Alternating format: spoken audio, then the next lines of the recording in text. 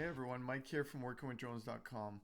If you're new to drones or you just started with a basic pilot certificate in Canada and you've just been flying so far in uncontrolled airspace, then you might not have heard of the NavCanada RPAS Authorization Request.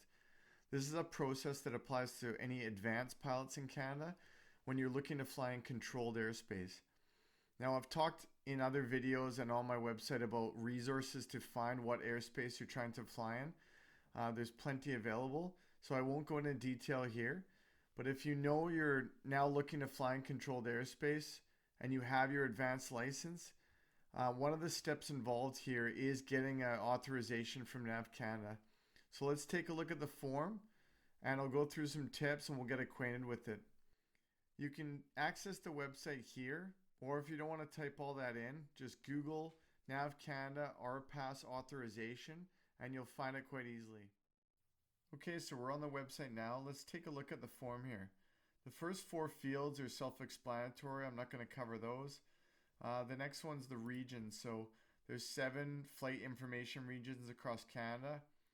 Here's the map here. You probably already know what region you're in, so choose the correct one for where you're at.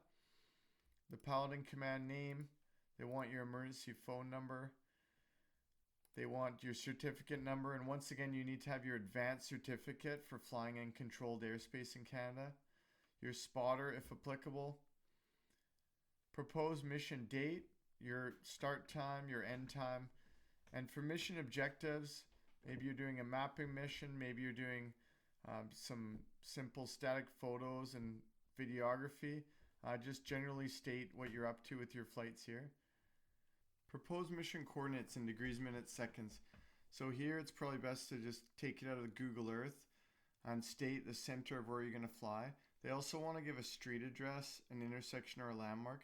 If I'm in a really remote area, I'll usually state X kilometers from a given intersection, northwest, or some reference like that. Requested mission dimensions. So here, based on that coordinate you gave, what's the radius from how far you're going to fly? So from that coordinate, if you're flying 1 nautical mile away, you want to state that. Once again, Google Earth, change the units in there for measurement, and it's easy to give nautical miles there. Requested maximum mission altitude in feet above ground level. So unless you have special permission, this is going to be a maximum of 400 feet.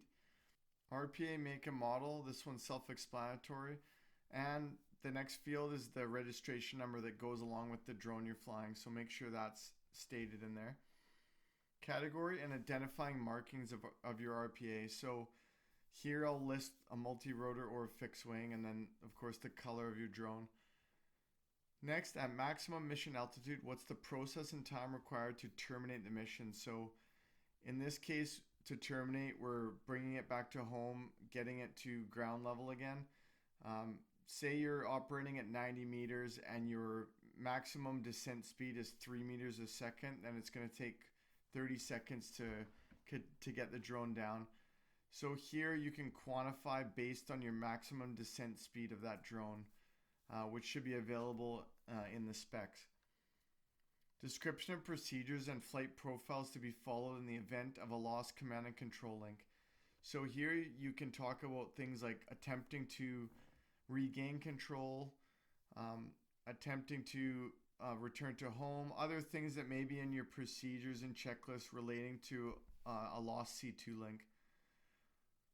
Next, it asks about emergency procedures, so you can refer to different emergency checklists you may have, injury or a crash or other events that you have considered as an emergency in your operations manual. How will two-way communication be maintained with the appropriate air traffic services unit? Here I normally default to the cell phone, and you phone the tower before and after the flight, which is expected in this situation. Lastly, if the mission requires an SFOC, you'll include the number here. Normally I like to submit this at least 48 hours before a flight in controlled airspace to give some notice. NavCanada has been very good at getting back to me quickly.